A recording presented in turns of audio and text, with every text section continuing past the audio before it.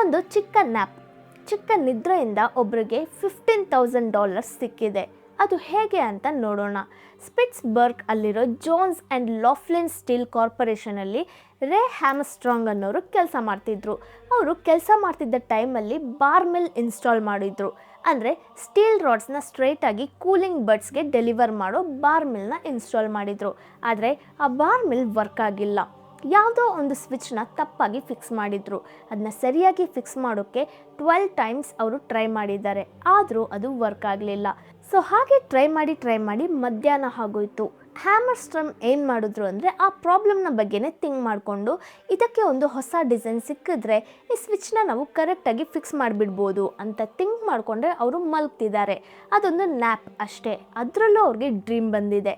ಅದರಲ್ಲಿ ಆ ಸ್ವಿಚ್ನ ಫಿಕ್ಸ್ ಮಾಡೋಕ್ಕೆ ಒಂದು ಹೊಸ ಡಿಸೈನ್ ಬಂದಿದೆ.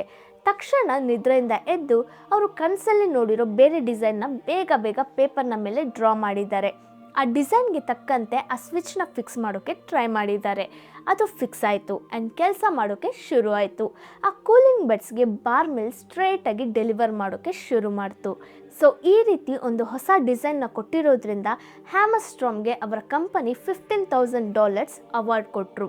ಆ ಕಾಲದಲ್ಲಿ $15,000 ಅನ್ನೋದು ಎಷ್ಟು ದೊಡ್ಡ ಪ್ರೈಸ್ ಮನಿ ಅನ್ನೋದು ನಮ್ಮೆಲ್ರಿಗೂ ಗೊತ್ತು.